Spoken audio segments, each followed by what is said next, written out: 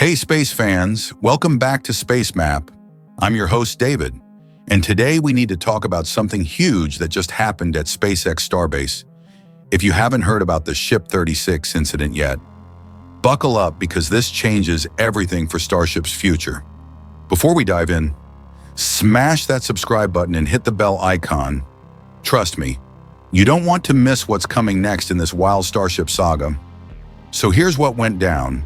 SpaceX just experienced their most serious incident at Starbase in years. We're talking about Ship 36, and folks, this isn't your typical test hiccup. This is a game changer that could reshape Starship's entire timeline for 2025. The images coming out of the Massey test site are honestly shocking. What used to be a controlled testing environment now looks like a war zone. Twisted metal everywhere, scorched infrastructure, and damage that goes way beyond anything we've seen before. But here's the thing that really worries me. Timing couldn't be worse. SpaceX has been pushing hard on their development schedule, trying to hit ambitious milestones. Now they're facing some really tough questions. Will this push back their test flights? How badly has losing Ship 36 hurt their testing capabilities? And the big one, can they still hit their timeline targets?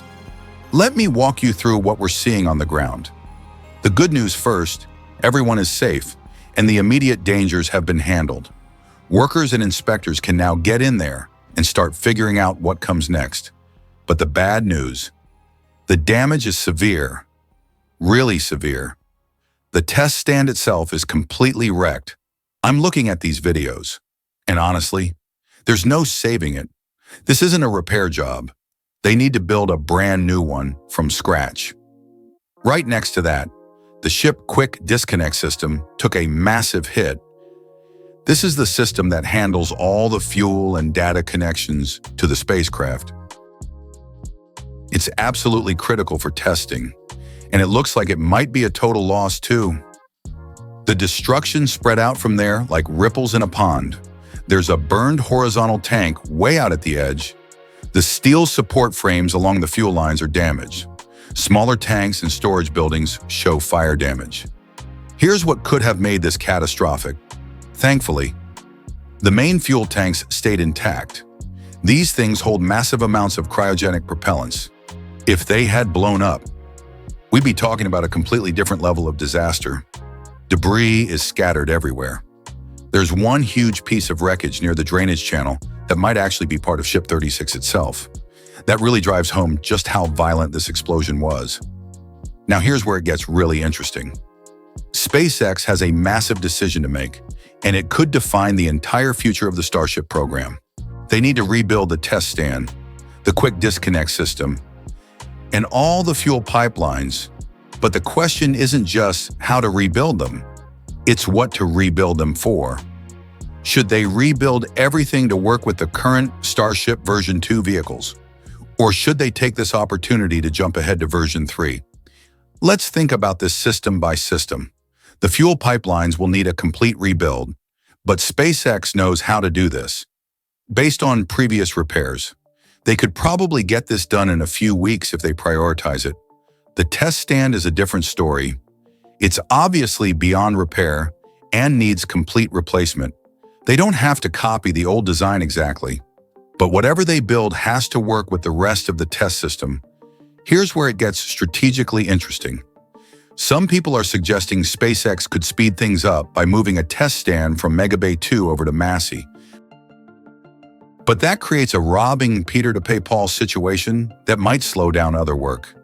For the quick disconnect system, rumors say SpaceX has at least one backup unit.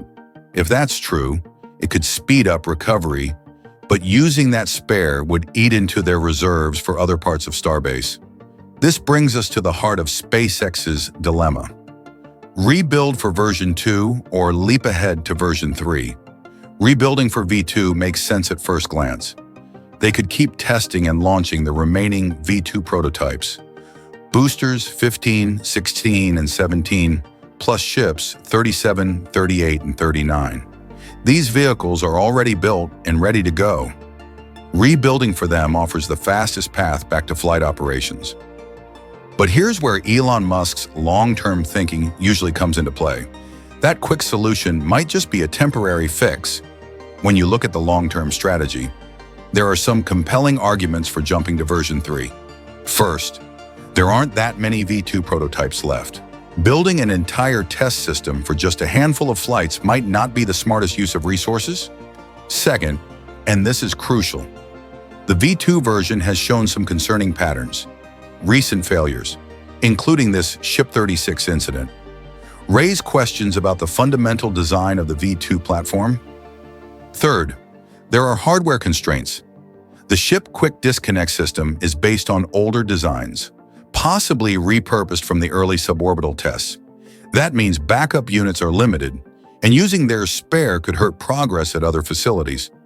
Here's the option I think makes the most sense. Build brand new test infrastructure specifically designed for Starship version 3? Yes.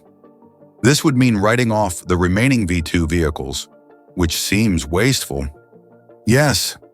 Building an entirely new test stand would take more time, probably pushing the next flight past July and maybe into late summer or fall. But in return, SpaceX would get a robust system designed to support Starship development for years to come. Let me tell you why version 3 is such a big leap forward. This isn't just a minor upgrade. We're talking about fundamentally reimagining the Starship platform. The upgraded Raptor 3 engines should offer significantly higher thrust while being simpler and more reliable. The fuel tanks, plumbing, hot staging mechanisms, and overall structure are all getting major upgrades. These changes aim to boost performance, improve safety, and reduce operational complexity across the board. Starship V3 will also be larger and more capable, making it better suited for the critical missions that define SpaceX's long-term vision in space refueling demos. Lunar landings and eventually crewed Mars missions. Progress on V3 has already started. Booster 18, the first V3 prototype, is being assembled in Mega Bay right now. Ship 39 is expected to be the first V3 spacecraft, and with Ship 36's loss opening up space in the bay, assembly can speed up. Here's the bottom line. No matter which path SpaceX chooses, they'll do everything possible to get Starship back online as quickly as possible. That sense of urgency has defined their entire approach this year. If SpaceX manages to repair the Massey test site and launch by late summer, it would mark the 4th Starship flight of 2023, matching last year's total with months still left. Even one more successful launch by year-end would break existing records. But it's not just about launch frequency. Getting back to flight operations quickly gives SpaceX more chances to complete their growing list of mission objectives, deploying payloads in orbit, successfully reigniting engines in space, performing controlled re-entries, and landing both stages intact. The Massey incident was serious, but it doesn't spell disaster for the Starship program. In fact, it might become a catalyst for innovation, highlighting weak points in the testing infrastructure and inspiring more robust solutions that strengthen the overall development roadmap. So what do you think? Should SpaceX rebuild for V2 to get back to flight quickly, or take the longer path and prepare for V3's debut? Drop your thoughts in the comments. I read every single one. If this breakdown helped you understand this complex situation, hit that like button, subscribe for the latest Starship updates, and ring that notification bell so you never miss our coverage of humanity's journey to the stars. This has been David with Space Map. Keep looking up. Space fans, the best is yet to come.